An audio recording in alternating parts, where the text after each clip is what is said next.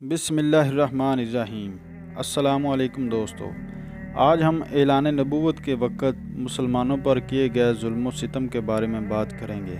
تو چلو شروع کرتے ہیں۔ رسوخ عزم، قوت ارادہ، شدت عمل انسان کے اصلی جوہر ہیں اور داد کے قابل ہیں، لیکن انہی اوصاف کا رخ جب بدل جاتا ہے تو وہ سخت دلی، بے رحمی، درندہ طبعی اور صفاقی کا محیب قالب اختیار کر لیتے ہیں۔ اسلام جب آہستہ آہستہ پھیلنا شروع ہوا اور رسول اللہ صلی اللہ علیہ وآلہ وسلم اور اکابر صحابہ رضی اللہ تعالی عنہما کو ان کے قبیلوں نے اپنے اثار حفاظت میں لے لیا، تو قریش کا طیش و غضب ہر طرف سے سمٹ کر ان غریبوں پر ٹوٹا جن کا کوئی یار و مددگار نہ تھا۔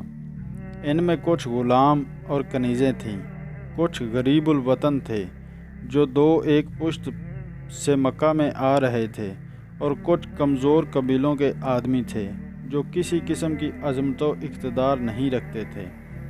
قریش نے ان کو اس طرح ستانا شروع کیا کہ جو ستم کی تاریخ میں اس کی مثال پیدا کرنا قریش کی یکتائی کی تحقیر ہے۔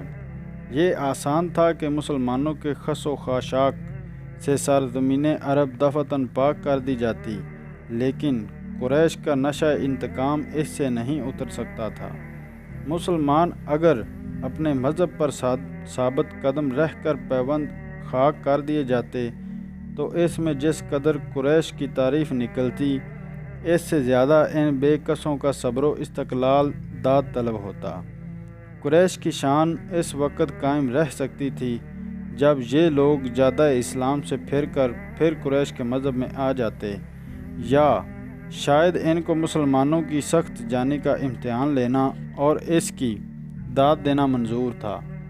قریش میں ایسے لوگ بھی تھے جن کا دل واقعی اس حالت پر جلتا تھا کہ ان کا مدتوں کا بنا بنایا کارخانہ درہم برہم ہوا جاتا ہے، ان کے آباء و اجداد کی تحقیر کی جاتی ہے، ان کے قابل احترام معبودوں کی عظمت مٹی جاتی ہے۔ یہ لوگ صرف حسرت و افسوس کر رہے تھے اور کہتے تھے کہ چند خام طبقوں کے دماغ میں خلل آ گیا۔ عتبہ، عاص بن وائل وغیرہ اسی قسم کے لوگ تھے، لیکن ابو جہل، امیہ بن خلف وغیرہ کا معیار اس سے زیادہ بلند تھا۔ بہرحال قریش نے جور و ظلم کے عبرت ناک کارنامے شروع کر دیے۔ جب ٹھیک دوپہر ہو جاتی تو وہ غریب مسلمانوں کو پکڑتے، عرب کی تیز دھوپ ریتلی زمین کو دوپہر کے وقت جلتا ہوا بنا دیتے۔ وہ ان غریبوں کو اسی پر لٹاتے، چھاتی پر بھاری پتھر رکھ دیتے کہ کروٹ نہ بدلنے پائے، بدن پر گرم بالو بچھاتے، لوہے کو آگ پر گرم کر کے اس سے داغتے، پانی میں ڈبکیاں دیتے۔ یہ مصیبتیں اگرچہ تمام بے کس مسلمانوں پر عام تھیں، لیکن ان میں جن لوگوں پر قریش زیادہ مہربان تھے ان کے نام یہ ہیں۔ حضرت خباب رضی اللہ تعالی عنہ بن الارت تمیم کے قبیلہ سے تھے، جاہلیت میں غلام بنا کر فروخت کر دیے گئے تھے، ام انمار نے خرید لیا تھا۔ یہ اس زمانہ میں اسلام لائے جب آن حضرت صلی اللہ علیہ وآلہ وسلم ارقم رضی اللہ تعالی عنہ کے گھر میں مقیم تھے، اور صرف 6-7 شخص اسلام لا چکے تھے۔ قریش نے ان کو طرح طرح کی تکلیفیں دیں۔ ایک دن کوئلے جلا کر زمین پر بچھائے، اس پر چت لٹایا، ایک شخص چھاتی پر پاؤں رکھے رہا کہ کروٹ بدلنے نہ پائیں، یہاں تک کہ کوئلے پیٹ کے نیچے پڑے پڑے ٹھنڈے ہو گئے۔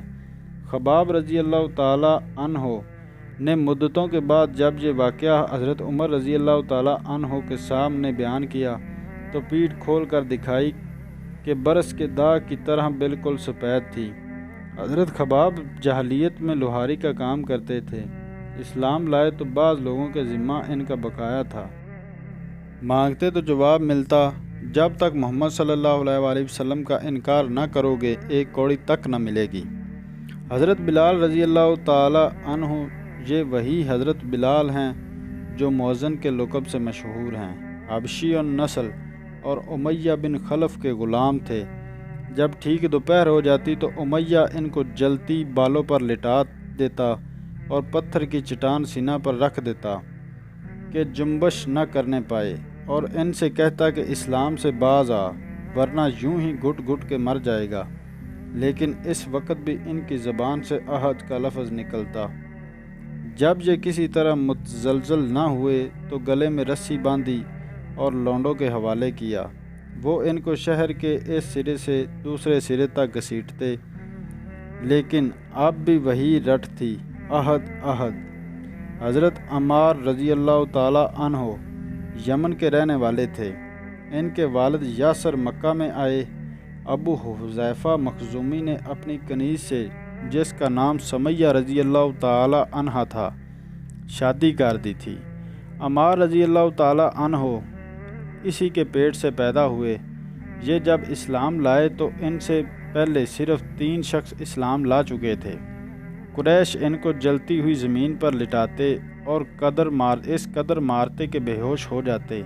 ان کے والد اور والدہ کے ساتھ بھی یہی سلوک کیا جاتا تھا۔ حضرت سمیہ رضی اللہ تعالی عنہ حضرت عمار رضی اللہ تعالی عنہ کی والدہ تھی۔ ان کو ابو جہل نے اسلام لانے کے جرم میں برچھی ماری اور وہ ہلاک ہو گئی۔ یاسر رضی اللہ تعالی عنہ حضرت عمار رضی اللہ تعالی عنہ کے والد تھے۔ یہ بھی کافروں کے ہاتھ سے اذیت اٹھاتے اٹھاتے ہلاک ہو گئے۔ حضرت صہیب رضی اللہ تعالی عنہ یہ رومی مشہور ہیں، لیکن در حقیقت رومی نہ تھے۔ ان کے والد سنان کسرا کی اہلیہ کے حاکم تھے اور ان کا خاندان موصل میں آباد تھا۔ ایک دفعہ رومیوں نے اس نواح پر حملہ کیا۔ جن لوگوں کو قید کر کے لے گئے ان میں صہیب رضی اللہ تعالی عنہ بھی تھے۔ یہ روم میں پلے، اسی لیے عربی زبان اچھی طرح بول نہ سکتے تھے۔ ایک عرب نے ان کو خریدا اور مکہ میں لایا۔ یہاں عبداللہ بن جدعان نے ان کو خرید کر آزاد کر دیا۔ ان حضرت صلی اللہ علیہ وآلہ وسلم نے جب دعوت اسلام شروع کی تو یہ اور عمار بن یاسر رضی اللہ تعالی عنہ ایک ساتھ ان حضرت صلی اللہ علیہ وآلہ وسلم کے پاس آئے۔ آپ صلی اللہ علیہ وآلہ وسلم نے اسلام کی ترغیب دی اور یہ مسلمان ہو گئے۔ قریش ان کو اس قدر اذیت دیتے تھے کہ ان کے حواس مختل ہو جاتے تھے۔ جب انہوں نے مدینہ کو ہجرت کرنی چاہی تو قریش نے کہا اپنا سارا مال و متاع چھوڑ جاؤ تو جا سکتے ہو۔ انہوں نے نہایت خوشی سے منظور کیا۔ حضرت ابو فلی رضی اللہ تعالی عنہ صفوان بن امیہ کے غلام تھے اور حضرت بلال رضی اللہ تعالی عنہ کے ساتھ اسلام لائے۔ امیہ کو جب یہ معلوم ہوا تو ان کے پاؤں میں رسی باندھی اور آدمیوں سے کہا کہ گھسیٹتے ہوئے لے جائیں اور تپتی ہوئی زمین پر لٹائیں۔ ایک گبریلہ راہ میں جا رہا تھا۔ امیہ نے ان سے کہا تیرا خدا یہی تو نہیں ہے؟ انہوں نے کہا میرا اور تیرا دونوں کا خدا اللہ تعالی ہے۔ اس پر امیہ نے اس زور سے ان کا گلا گھونٹا کہ لوگ سمجھے دم نکل گیا۔ ایک دفعہ ان کے سینہ پر اتنا بھاری بوجھل پتھر رکھ دیا کہ ان کی زبان نکل پڑی۔ لبینہ رضی اللہ تعالی عنہ یہ بیچاری ایک کنیز تھی۔ حضرت عمر رضی اللہ تعالی عنہ بے کس کو مارتے مارتے تھک جاتے تو کہتے کہ میں تجھ کو رحم کی بنا پر نہیں بلکہ اس وجہ سے چھوڑ دیا ہے کہ میں تھک گیا ہوں۔ وہ نہایت استقلال سے جواب دیتی اگر تم اسلام نہ لاؤ گے تو خدا اس کا تم سے انتقام لے گا۔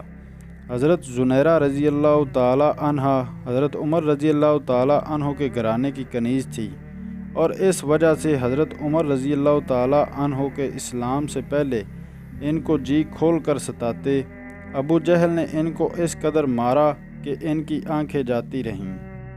نادیہ رضی اللہ تعالی عنہ اور ام عبیس رضی اللہ تعالی عنہ یہ دونوں بھی کنیزیں تھیں اور اسلام لانے کے جرم میں سخت سے سخت مصیبتیں جھیلتی تھیں۔